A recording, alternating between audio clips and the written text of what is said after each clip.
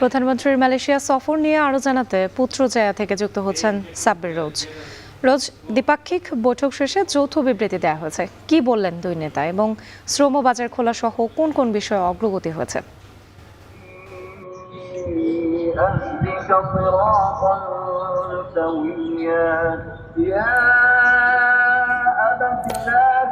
রাত্রি প্রধানমন্ত্রী তারেক রহমান কিন্তু মালয়েশিয়ার প্রধানমন্ত্রী আনোয়ার ইব্রাহিমের সাথে বৈঠক সম্পন্ন করে এখন মধ্যাহ্নভোজে অংশ নিয়েছেন। আমরা বৈঠকের বিষয়ে যদি বলি তাহলে বাংলাদেশের কর্মী মালয়েশিয়াতে বিপুল সংখ্যক কর্মী কিন্তু বাংলাদেশ থেকে আসে এবং সেই কর্মীদের সংখ্যা আরও বাড়ানোর পাশাপাশি মালয়েশিয়ায় সেই কর্মীদের নিয়োগ ব্যবস্থা নিয়ে কিন্তু জোর দাবি জানিয়েছেন বাংলাদেশের প্রধানমন্ত্রী।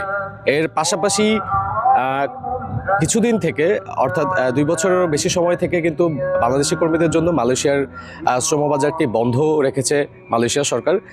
সেই শ্রমবাজারটি দ্রুত চালু করার আহ্বান জানিয়েছেন প্রধানমন্ত্রী তারেক রহমান। আমরা তার বক্তব্যে দেখেছি তিনি সেই বিষয়গুলো তুলে ধরেছেন। এর পাশাপাশি দুই দেশের যে দ্বিপাক্ষিক সম্পর্ক, সেই সম্পর্ক বন্ধুত্বপূর্ণ সম্পর্ক থেকে একটি অর্থনৈতিক অংশীদারত্বের বিষয় বক্তব্যে উঠে এসেছে এবং মালয়েশিয়ার প্রধানমন্ত্রীও কিন্তু সেই বিষয়গুলোতে আশ্বস্ত করেছেন, তার বক্তব্যে আমরা দেখেছি।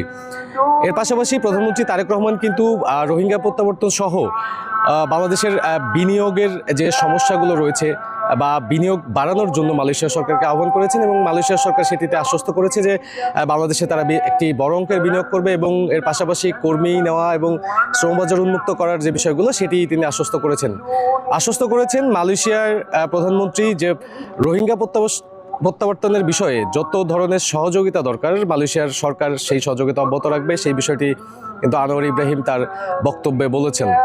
মূলত এই আমরা আছি যেখানে, সেটি হচ্ছে যে আমার পেছনেই যে আমরা আছি পুত্রজায়, আমার পেছনেই রয়েছে এটি হচ্ছে যে মালয়েশিয়ার প্রধানমন্ত্রীর কার্যালয়। সেই কার্যালয়টিতে মূলত এই বৈঠকগুলো অনুষ্ঠিত হলো এবং সকাল থেকে 2টি বৈঠক অনুষ্ঠিত হয়।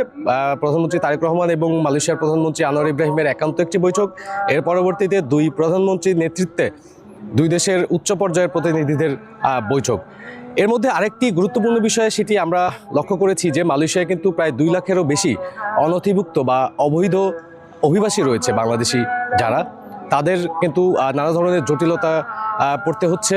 সেই বিষয়গুলো নিয়ে তারা জোর দাবি তুলেছিলেন বাংলাদেশ সরকারের কাছে যেন তাদের বিষয়ে দ্রুতই পদক্ষেপ নেওয়া হয়। সেই বিষয়টি কিন্তু প্রধানমন্ত্রী স্পষ্ট করেছেন যে তাদের বিষয়ে যে অনিয়ম বা অনথিভুক্ত আছে তাদেরকে যেন বিষয়টি দ্রুতই মালয়েশিয়া সরকার পদক্ষেপ নেন। এর পাশাপাশি বাংলাদেশ থেকে যে কর্মীগুলো আসবে সেই কর্মীগুলো একটি সরকারি কাঠামোর মধ্যে দিয়ে আসবে, এমন প্রস্তাবের কথাও প্রধানমন্ত্রী কিন্তু জানিয়েছেন।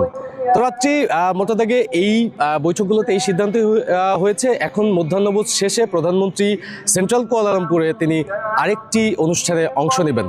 রাত্রি, প্রধানমন্ত্রী তারেক রহমানের মালয়েশিয়া সফর নিয়ে বিস্তারিত জানাতে আমাদের সঙ্গে যুক্ত হয়েছিলেন সাব্বির রোজ।